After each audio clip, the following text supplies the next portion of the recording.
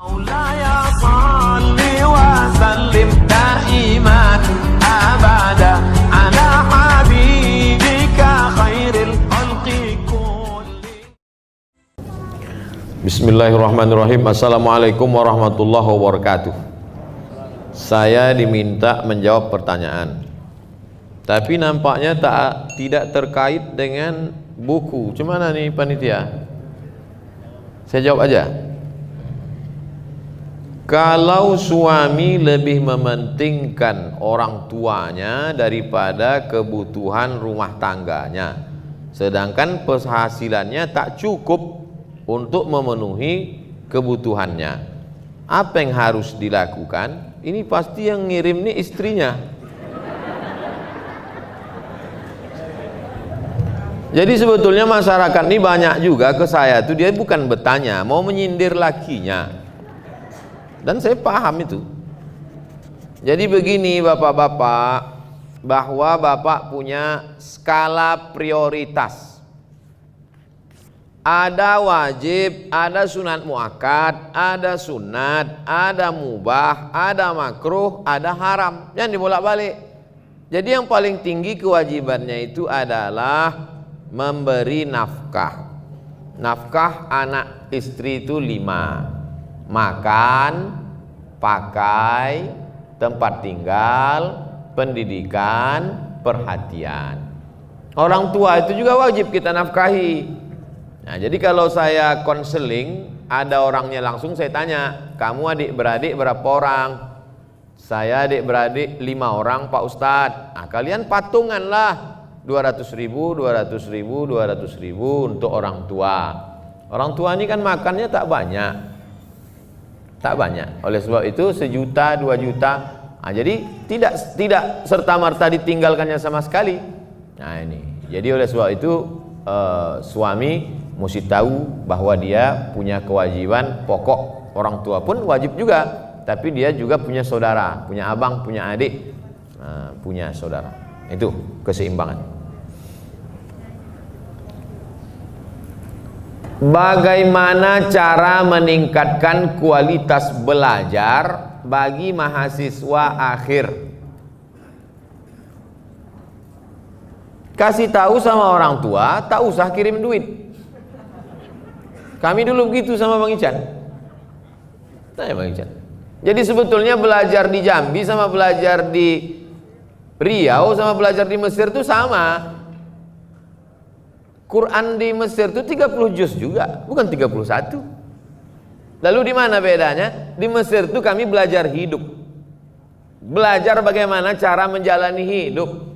Dari Kairo ke terusan Suez naik kapal, naik bis 7 jam. Dari terusan Suez pergi ke Jeddah 2 hari 2 malam naik kapal laut, dipukul ombak, dihempas gelombang, tinggal di atap. Kenapa di atap? Itu tiket paling murah. Oleh sebab itu kan Bang Ican termasuk mahasiswa yang mandiri. Kami mahasiswa mandiri. Nah, jadi kalau saya tanya, kadang mahasiswa ini saya lihat gaya naik motor bukan main. Tanya semester berapa? 14. Apa ini? Oleh sebab itu coba kalau kalian mau tahu sulit. Kemarin saya jumpa orang kaya. Saya suruh anak saya, Pak Ustadz, buka rumah makan, jual nasi 6.000 sebungkus. Mana ada nasi bungkus 6.000 lagi Pak Haji? Saya bukan nyuruh dia cari duit, supaya dia merasakan sulitnya cari duit. Bagaimana belanja, beli beras, masak, buka toko pagi-pagi. Alhamdulillah efeknya Ustadz Somad, setelah dia buka rumah makan 6.000 bungkus dapat itu, 6.000 sebungkus, laku sekian ratus bungkus sehari. Sejak itu dia tidak lagi beli brand. Ini sekarang orang lomba-lomba brand. HP sampai 25 juta, tapi tak ada pulsanya. Ini kan musibah. Makanya ada penyakit yang diderita anak yang dibesarkan nenek. Anak yang dibesarkan nenek punya penyakit. Apa nama penyakitnya? Tak bisa mengikat tali sepatu. Karena nenek sangat sayang ke cucu. Belum lagi dia mau berangkat sekolah, belum lagi masuk sepatu ke kaki, sudah diikatkan. tak pandai menyuap nasi, nasi udah ada. Untuk apa kau jadi sarjana ilmu banyak kalau tak pandai cuci piring? Kami di Mesir itu dari mulai memasak, mencuci. Saya ingat ada mahasiswa Jambi, datanglah kawan-kawan banyak makan ke rumah. Apa kata dia? Jangan, tak perlu kalian angkat ya, ada kakak kalian nanti nyuci di dapur. Memang betul tak diangkat tamu-tamu itu. Padahal dia basa-basi aja cerita. Oleh sebab itu maka kita ini sebetulnya bagaimana berinteraksi dengan orang, bagaimana belajar hidup. Dan kalau kita lihat dari perjalanan dua tuan guru tadi, baik Tuan Guru Abdul Qadir maupun Tuan Guru Najmi, sama-sama belajar jauh. Tuan Guru Abdul Qadir dari Jambi ke Makkah, Tuan Guru Najmi ke Jakarta, melanglang buana. Sebenarnya mereka belajar hidup. Jadi kalian adik-adikku yang semester akhir, tak juga kalian belajar hidup? Sungai dekat. Bukan saya suruh bunuh diri, tidak. Mengambil pelajaran bahwa air sungai tetap mengalir. Kalau kalian DO, kalian akan terbuang menjadi sampah kalau tidak pandai-pandai hidup. Bukan saya katakan yang tak berhasil di kampus tak berhasil juga di tengah masyarakat. Saya tidak mau menjudge, memponis. Tapi paling tidak orang tua ini kalau belum sanggup membahagiakan mereka, jangan susahkan mereka. Saya S1 tak pernah minta duit seperak. 4 tahun saya di Mesir tak pernah. Bukan berarti orang tua saya susah, enggak. Tidak kaya kali, cuman sebatang dua batang sawit ada. Habis itu saya ke Maroko S2, beasiswa juga. Habis itu S3 ke Sudan. Waktu itu ada program 5.000 doktor.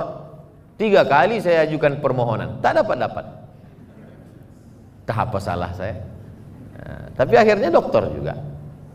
24 Desember 2019 saya sidang doktor. Bulan Januari di Universitas Islam Sultan Syarif Ali dikukuhkan sebagai visiting professor pada University Islam Sultan Syarif Ali Brunei Darussalam. Nah, oleh sebab itu bagaimana belajar hidup. Jadi mudah-mudahan yang semester akhir ini akhir tak juga hidup. Sikit lagi suul khotimah. Coba dulu ayah, emak jangan kirim uang belanja. Bulan semester ini aku mau jual loper koran, mau kerja di Dorsmer, mau jaga ruko. Insya Allah bangkit semangat. Beda antara orang lari santai sama lari dikejar anjing. Itu kami dulu beasiswa dari Azhar 160 pon, untuk makan 50, untuk sewa rumah 50, tinggal 60 biaya bis, simpan tabung, mana tahu demam panas. Lalu kemudian ongkos angkot, taksi dan lain sebagainya. Putus beasiswa itu kalau 2 tahun tak naik. 1 tahun tak naik putus 25%. 2 tahun tak naik putus 50%. 3 tahun tak naik DO, siap-siap naik rakit dari Sungai Nil ke Sungai Siak. Nah, oleh sebab itu ancaman itu membuat kita menjadi semangat terus. Saya tahun 1 itu memang tak sanggup makan, hilang nafsu makan saking takutnya tak naik tingkat. Sampai sekarang masih ada takutnya juga. Bagaimana kita bisa memberi motivasi terhadap anak muda dalam diri kita sendiri menjadi seorang penulis yang handal dan selalu ini nampaknya menyindir saya nih, mentang-mentang saya belum pernah nulis buku macam ini.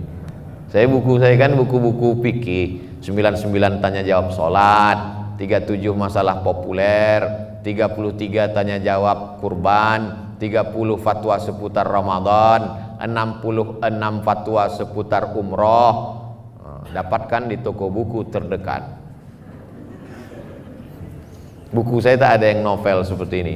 Jadi pertanyaan ini nanti akan dijawab oleh penulis langsung. Nanti sekarang ini saya dulu. Ini untuk penulis.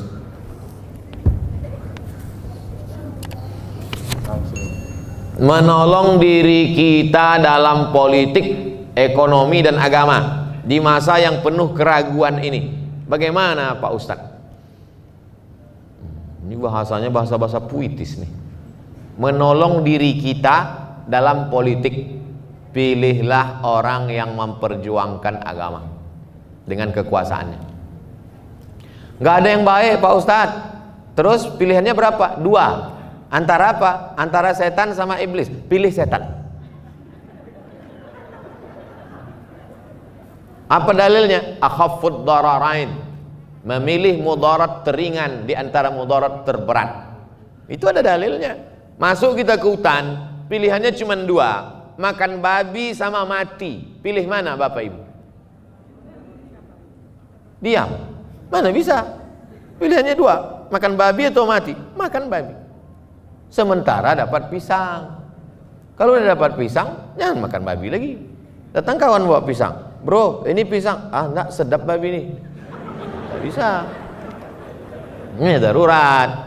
Nah, ini dalam bidang politik. Dalam bidang ekonomi Pak Ustadz, begitu juga. Saya ini dililit riba Pak Ustadz. Ada aset yang bisa kau jual? Ada. Jual aset, bom riba nih. Bam, tutup dia. Jangan bergelimang riba lagi. Tak bisa Pak Ustadz. Kalau saya bom ini meledak semuanya. Hiroshima Nagasaki Pak Ustadz. Oke, bayar cicilan itu sampai lunas, tapi jangan jebakkan lagi dirimu dengan penuh kesadaran. Dalam bidang agama Pak Ustadz, oh Jambi negeri para ulama. Malam tadi kami lewat di daerah mana tuh Bang? Pesantren tua-tua. Tahun 1914.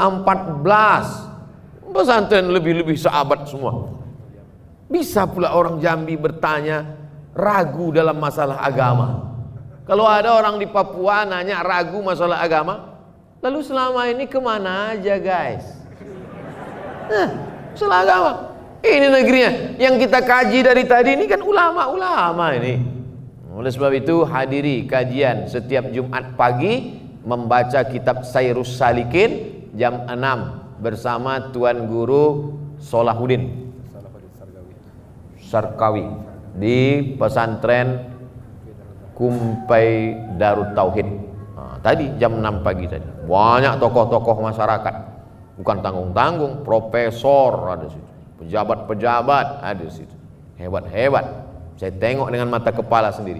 Kitab yang dibaca Sairus Salikin. Penulisnya Syekh Abdul Somad Al-Falembani. Falembani orang Palembang. Yang ini Abdul Somad Al-Pekanbaru nih. Di masa penuh keraguan. Itu habis baca. Oke, terima kasih ke penulis. Bagi yang punya handphone, minta tolong, bukan menyuruh enggak, minta tolong buka handphone. Bukan saya jebak untuk subscribe, enggak.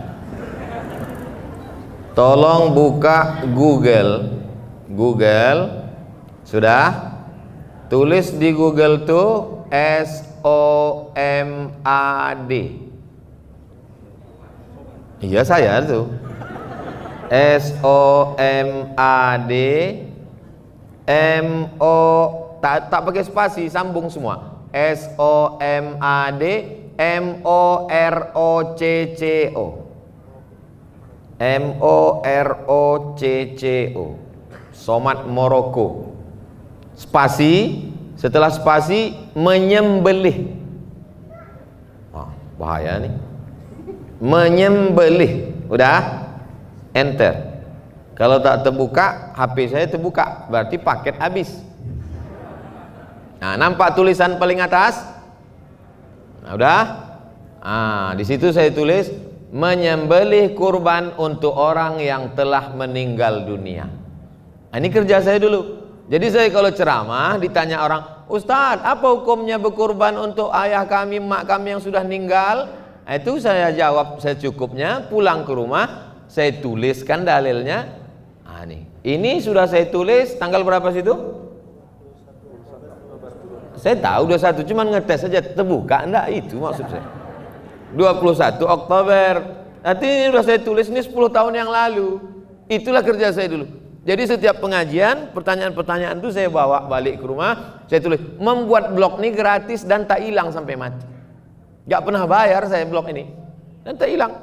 Tulisan tetap ada. Nah itu, jadi adik-adik, sahabat-sahabat, latihan menulis dari sekarang. Apa, mengapa, bagaimana. Apa, mengapa, bagaimana. Apa siapa, mengapa, bagaimana. Itu dijawab menjadi sebuah tulisan. Siapa Syekh Abdul Qadir Al-Jambi, mengapa dia menjadi orang besar, bagaimana prosesnya. Nah, itu menjadi jawaban. Cari jawaban, wawancarai cucu beliau, dan Tuan Guru bisa diwawancari untuk maklumat, maka insya Allah jadi satu buku biografi Tuan Guru Abdul Qadir bin Ibrahim bin Abdul Majid. Tahun depan 2021 bedah buku lagi di sini. Tak ada yang mengaminkan, takut semua. Nah, jadi saya menulis begitu cara saya menulis. Sekarang sampai sekarang saya tetap menulis sesuatu, menulis di Instagram, di WhatsApp, yang penting-penting, yang tak penting enggak. Demikian jurus singkat yang dapat saya sampaikan.